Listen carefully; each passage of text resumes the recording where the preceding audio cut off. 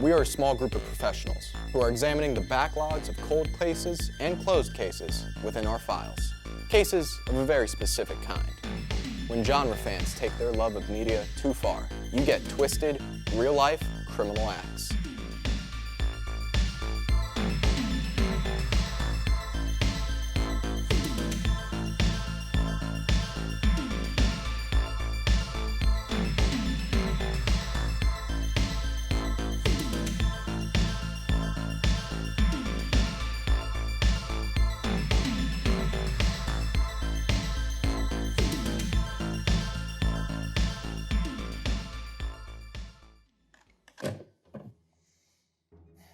Small town, California.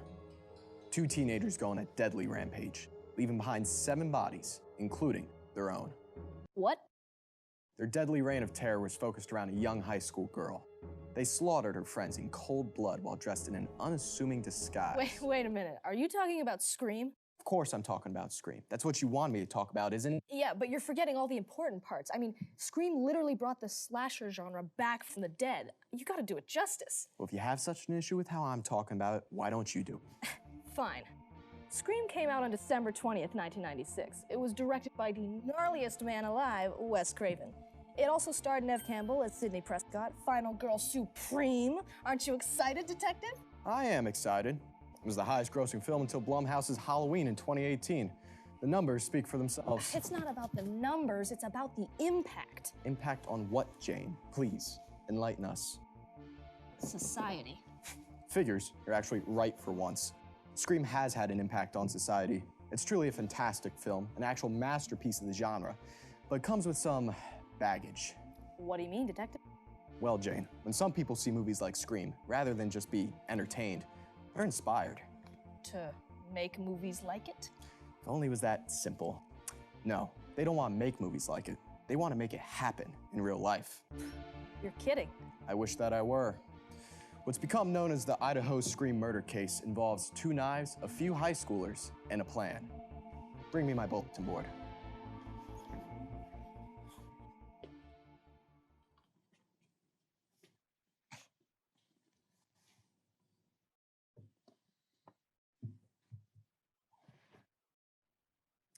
On the night of September 24th, 2006, a happy family of 5 returned home to a grisly scene. The body of their 16-year-old relative, Cassie Jo Stoddard, lying dead in their living room. Cassie had agreed to stay at her aunt and uncle's home for the weekend while they were away on trip. She was supposed to look after the house and the pets.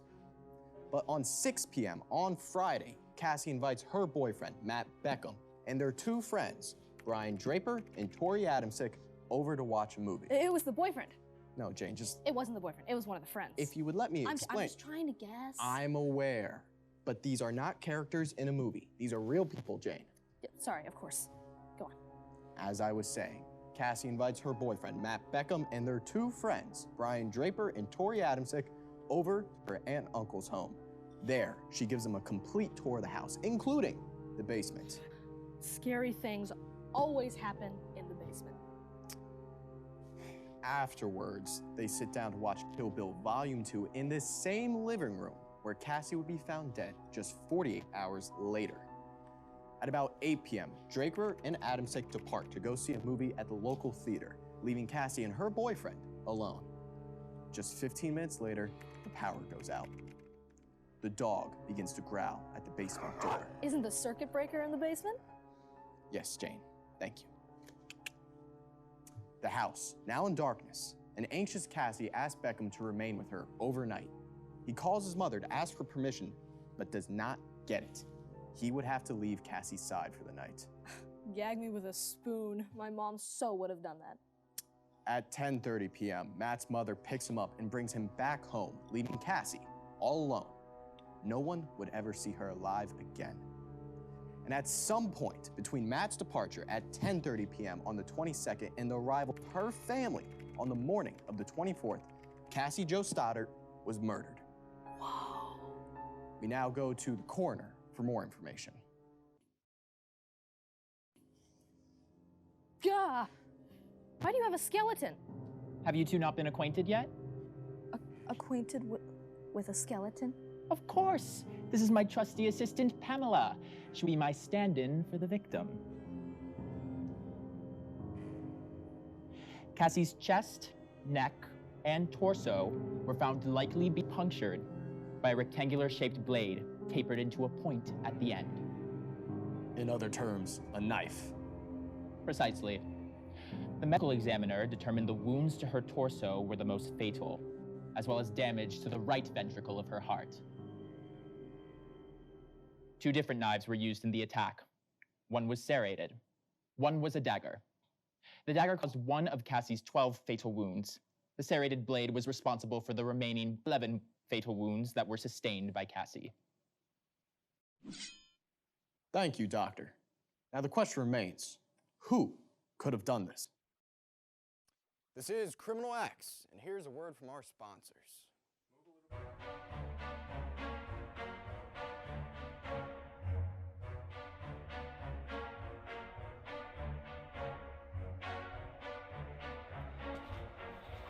Trick-or-treating.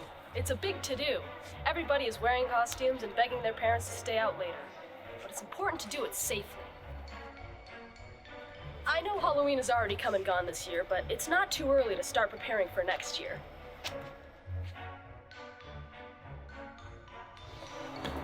Safety's always in season. Always come out with a group of people. Your friends, your family, anyone you trust. When you knock on the door, stay at a respectable distance. You don't want to fall victim to any grabbers. And do not, I repeat, do not go inside if an unfriendly figure invites you in. Move on to the next house. Hello? Oh, I agree. Safety's always in season. I know it's a bit outdated, but always check your candy. While it's unlikely that you'll find a razor blade, you may stumble across other dangerous items. Always check and never accept anything that's potentially been tampered with. If you follow these simple steps, you're on track for a successful Halloween. Happy trick-or-treating! See you out there!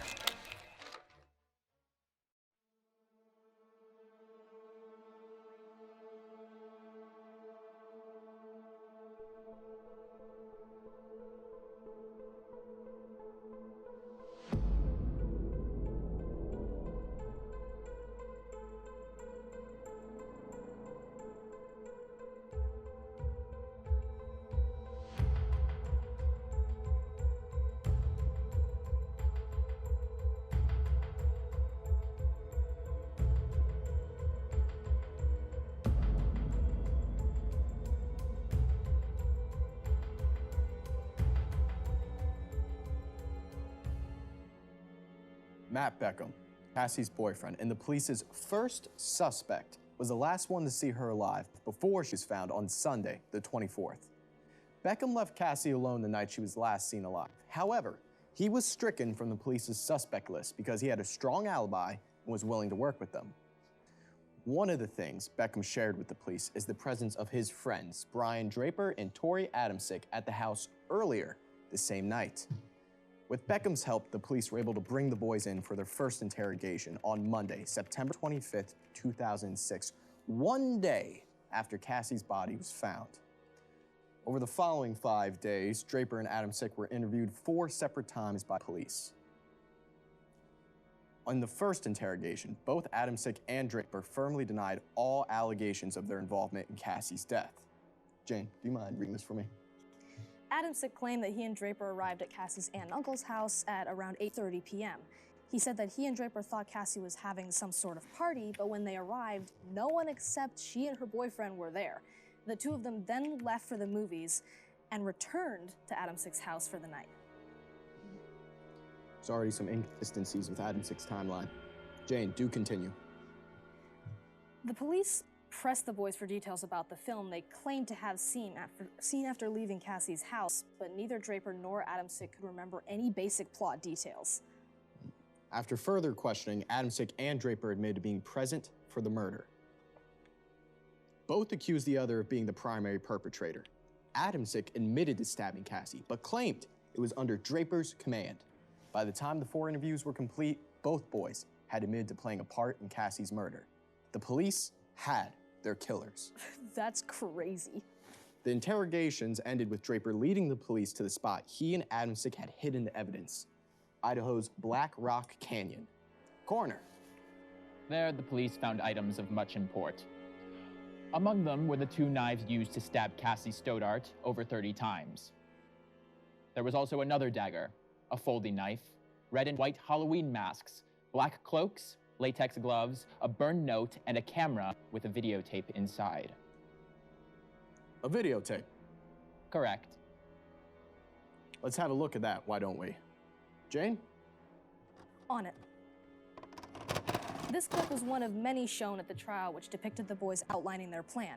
Earlier in the night, when Cassie showed the boys around the house, they cracked a door open in the basement. After the boys supposedly left the premises around 8, they actually snuck back in through the cracked basement door wearing masks and cloaks. This is where they caused the power outage. Their unfamiliar presence made the dog growl. After they heard Beckham leave, the boys supposedly struck. Nicely done, Jane. Now the question still remains. Why did they do this? And what does it have to do with Scream? Psychologist. Finally, the stuff that's actually important. I thought you forgot about me. In the tapes shown in the trial, Draper can be heard saying, quote, "We're gonna be just like Scream, but in real life," end quote. But was that the truth or just a convenient excuse? Well, it's not unprecedented for criminals to fall back on media after the fact, but that's not to say the connection between Draper and Adamsick's crime and the movie isn't there. The costumes Draper and Adamsick wore do bear a resemblance to Ghostface's iconic costume, but the image clearly shows that it's not an exact match. In addition, the boys both use knives, Ghostface's primary weapon in Scream. And lastly, several aspects of the boys' plan do seem to line up with several plots from the movie. The murder of Cassie, a girl alone in her house, does match the opening scene from Scream, which makes sense, as Cassie was intended to be their first kill of many. What's the probability that these similarities are just coincidence? Well, it'd be difficult to argue that they're pure coincidence, wouldn't you say? The true question, however, is whether they did this because they watched Scream, or if Scream gave them inspiration to commit crimes they were already planning on committing. Scream is a movie where teenagers murder each other. I'd say that's already a provocative premise in itself. Actually, Scream is a well-known critique of movies that do that exact thing. But it still does, doesn't it? It shows teenagers that they're capable of it. That may be true. However, Draper and Adamsick both claimed in their tapes that they are psychopaths, which suggests a predisposition to violent behavior regardless of the media in the movie. At one point, Adamsick can be heard telling Draper, quote, "We're not okay. Then we are sick psychopaths who get their pleasure off killing other people," end quote. They were clearly elated after they killed Cassie. But in the same video, they're heard saying that they think Scream is cool. They want to be like Scream because they thought it'd bring them the same fame and recognition as Ted Bundy or Jeffrey Dahmer. How many people think Scream is cool and haven't killed anybody? The boys committed this crime entirely of their own volition. Watching Scream did not make them murder a teenage girl in cold blood. I agree, but that doesn't mean it didn't plant the seed. Well, as Billy himself said in Scream, quote, "Movies don't make psychos. Movies make psychos more creative," end quote. Oh, so we're just gonna quote movies to prove our point now. Why should we even listen to anything you have to say? I am literally a psychologist. And may I remind you, an unlicensed one at that. Hey, I graduated. All right, let's cool our jets here. I think we got enough. Enough? We've barely scratched the surface. Well, we'll have plenty of time to inquire for the the question of whether media has an influence on crime.